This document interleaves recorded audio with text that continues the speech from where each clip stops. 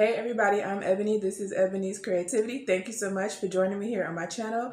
I saw by the numbers on that last restoration project in this video that you guys really love that. So I am back to try to do another one. I have a newfound love for restoration. I love painting, of course, but certain things I just would rather restore, but I just don't necessarily have the tools or skills to do so. But I am going to throw all that, my fears to the side, and go ahead and try this restoration project. So this project has a lot of chipped veneer, is a true restoration. So I'm going to be attempting to do that today. Hopefully you guys will enjoy or at least get something out of this video. Thank you guys so much for watching. Please do not forget to subscribe to the channel, and let's hop right on into this project.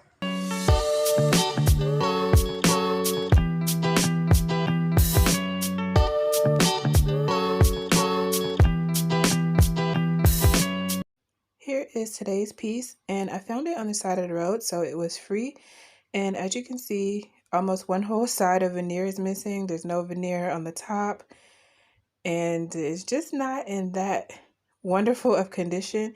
It appears to me that it was attached to some other piece of furniture at one point. You can see the screw holes at the bottom, as well as there's kind of like a ledge cut out on the back side, and then the top trim is flat on the right side. So those are all indicators that this was attached to something else, but it's in pretty okay condition apart from all the peeling veneer on the outside. I mean, the inside is clean, the drawer pulls look fine, the bones seem fine, it's stable, it's not rocking. So although it has its issues, I felt like it would be a really good restoration piece for me to try to use some of the things that I've learned from watching other restorers. The top is warped, as you can see, so I'm going to start out by removing that. This was attached by 2 screws and about 6 nails, so I went ahead and unscrewed the screws and then pried the top portion away from the body with the crowbar. It may look like I'm not, but I'm trying my best to be really gentle with this because I don't want to further ruin any veneer, especially not on this side where it is in pretty good condition. So I'm taking my time to do this part. When I removed the top, it came off in 2 pieces. That top trim piece that I was mentioning earlier that was flat on one side, and then the top piece that was warped, which is this piece here. And one of the supports that was holding on the lid came off as well, so I gently pried that apart to be its own separate piece. This is my first time trying many things in this video, but also this, which is removing the veneer sheets from the bottom side of the warped top so that I can try to fix the warped part. So I'm just using the steam from my iron and a cloth. It looks stained, but it's clean. And I'm just gently going over this and just waiting on the steam to loosen the adhesive that was holding the veneer on. I thought that this would be one of those things that looks easier than it actually is when you see someone else doing it on YouTube, but it was surprisingly easy to remove this veneer. It just took a little bit of time and patience and a few passes with the iron. And as you can see, they popped right off. And there were 2 layers of veneer, so I had to repeat the process twice in order to remove them both. And here's how it looked after the second layer was gone. I also learned on YouTube that you wet the concave side when you want to fix a warped top, and then you can kind of make it a little bit more malleable so that you can try to flatten it out. So I went ahead and wet my piece a little bit, and then I put it in between 2 boards, and then I clamped those 2 boards together, and I left it like that for days so that it could really flatten out. I wanted my warped top to take the same shape of the unwarped boards. When I first saw this piece, the thing that made me feel it would be a great restoration piece was because of the condition of the veneer. Really, that's the main issue with this piece. It's just a lot of veneer damage, but I have never repaired veneer damage in the same way that I'm going to be attempting to do in this video. I have only ever taken damaged veneer off of a piece. This is the first time I've actually tried to restore a piece back to its original finish. So I went ahead and farmed some of the pieces that I was able to salvage to fix some other pieces. So I kind of treated it like a puzzle. All these pieces that I'm removing, I will be reusing as many of those as I can. Maybe not in the same place they originally were, but I will be reusing them. So I tried to treat it gently. You'll see me removing some of the veneer with a wet, warm cloth and just waiting for the adhesive to loosen up and then prying it off gently because I wanted to try to salvage as much of the present veneer as I could.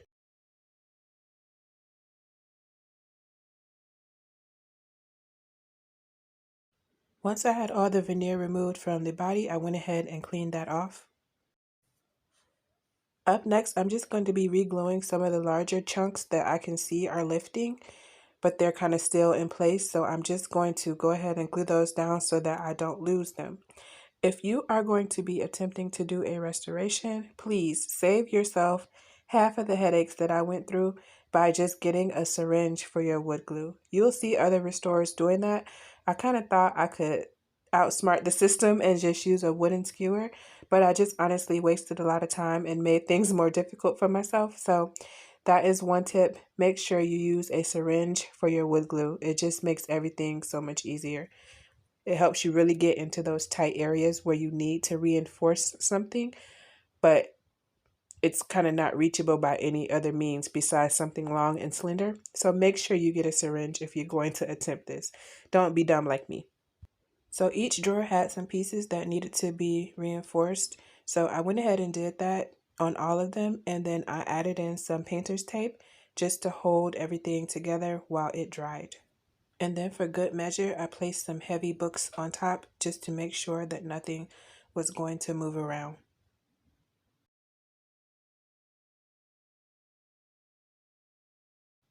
Next day, I came back in and removed the tape, and I was pleasantly surprised at how flat everything was laying and how well that worked. So now we're moving on to the smaller pieces that kind of need to be puzzled in. Here is how I did those. I just used a piece of tape and I traced the area that needed to be filled in using a pencil. And you can kind of see that here. Then I removed that piece of tape and I put it on top of the pieces of veneer that I had previously farmed from the portions that were falling off. It's important to make sure that your wood grain is going in the correct direction that's consistent with the area where you're placing it.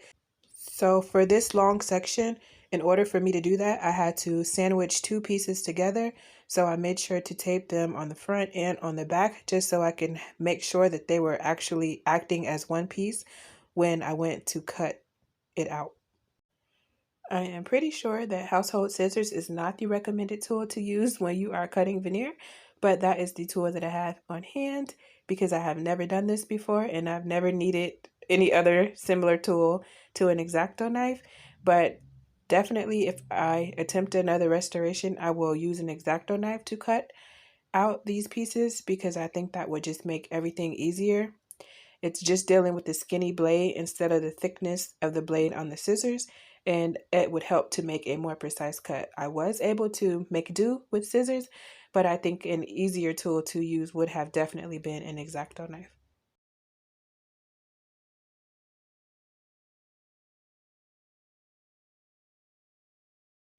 So now I'm just doing a dry fitting of my piece and making sure that it is going to fit properly and it's looking really good.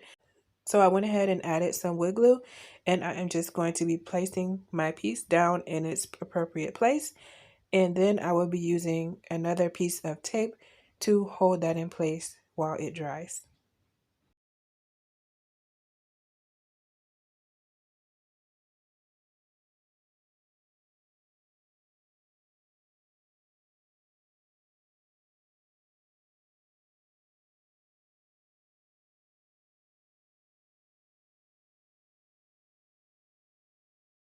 Here is another new thing for me. I have never known that there was peel and stick veneer, but I went to Woodcraft and I found it there.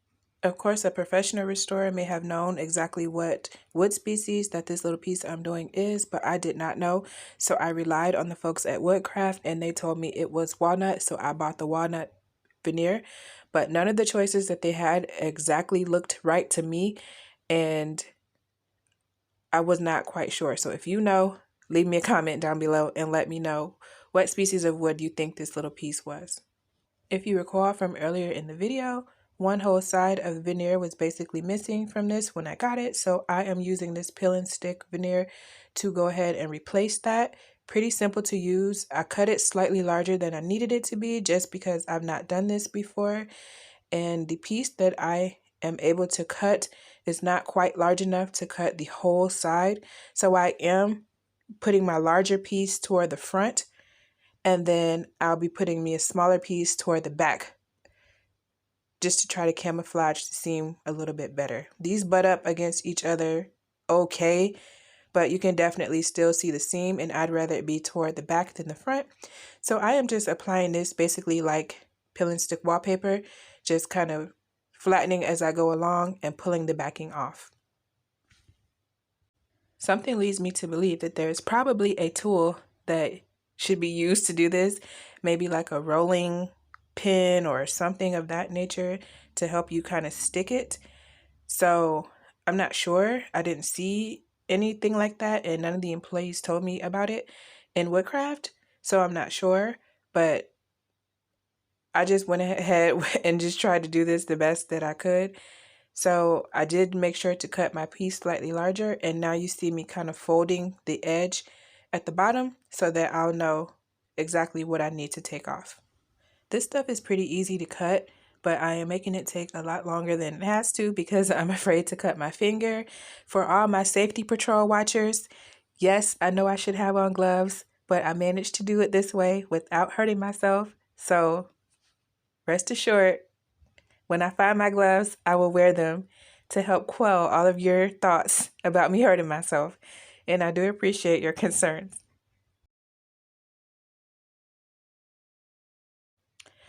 Now I am just placing that second smaller piece that I told you guys I would have to butt up against that larger portion. And excuse the fingers, I have a 10-year-old videographer, so bear with me.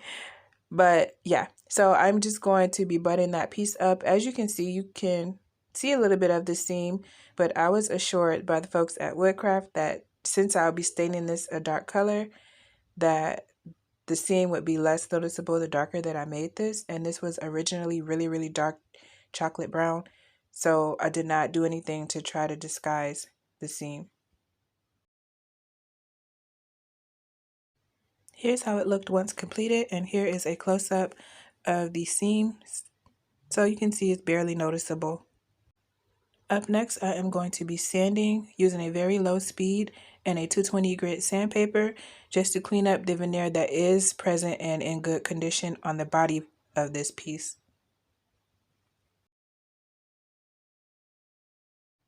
And for those hard to reach areas, I have my little assistant here helping me sand those with sandpaper.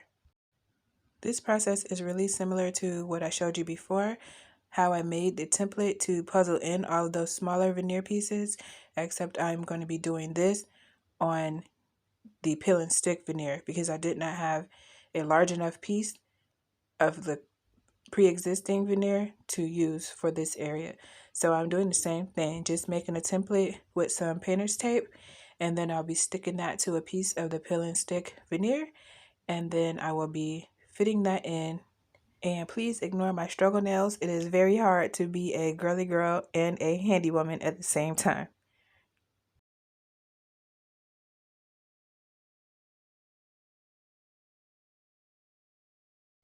Here's how that looked when done. Up next, we are removing the drawer pulls. We will be cleaning those, and then we will start to sand down the drawer fronts now that all the pieces are sandwiched in and everything has been allowed to dry. I will be using 220 grit sandpaper to do this at a low speed with a very light hand because after all of this patching work, I definitely did not want to bust through the veneer.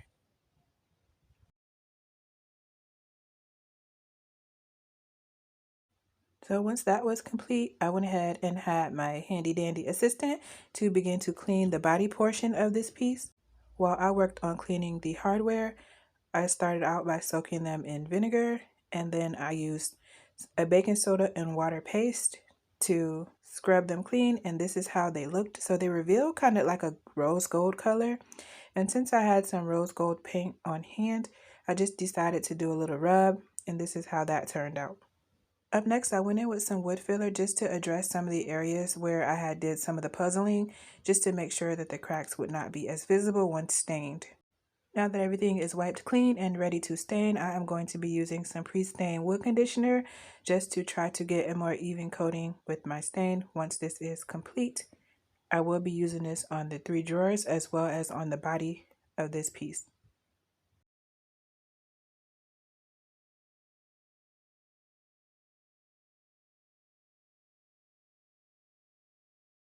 This piece started out as a chocolate brown color, so I'm just going to be using Jacobine, however you want to call it, stained by Minwax to mimic that chocolate brown color. For anyone looking for staining tips, you always want to use a wood conditioner unless you're going for a very rustic look. In that case, not conditioning the wood may add to it, but you always want to test a small area of that just to make sure it will give you your desired look.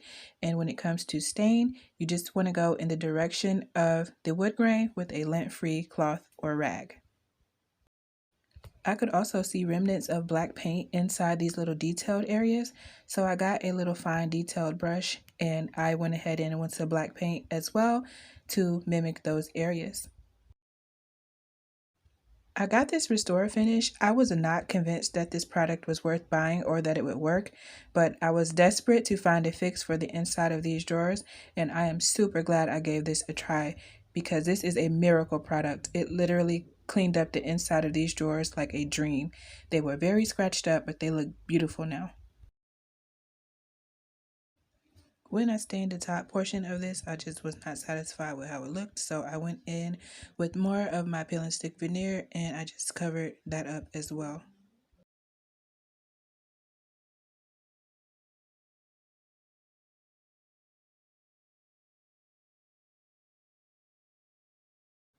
I reattached those veneer sheets to the top portion now that it is no longer warped, and I gently hit my piece with a mallet to get it back into position.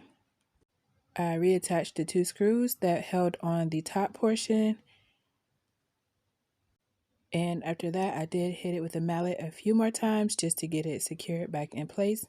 Up next, I have that trim piece that was sitting on the back that I am going to be putting some glue on and adding back onto the top. Then I will be holding that in place with some clamps. After the glue dried, I did 2 coats of stain, I did 2 coats of wipe-on poly, and now we are at the final finished product. I have mixed feelings on this restoration project. I think it turned out pretty well. I don't like how you can see the areas that I used the wood filler on underneath the stain, and I think that makes it look a little bit patchy, but overall I think it turned out pretty well, and I know that this was my first time doing many of these things, so I think it's still a good project. I did plan to give this to my mom for Mother's Day, so I just want to wish all the mothers out there a happy Mother's Day. Please do not forget to subscribe to the channel if you have not already, and leave me a comment and let me know what you feel about this restoration project. Any tips or techniques that you guys can share with me about something that I may have done wrong, let me know. Leave me comments. I'm really interested to hear your feedback.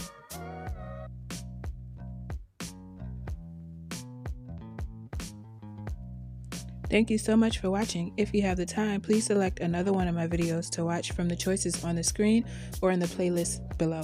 I will see you guys in my next flip.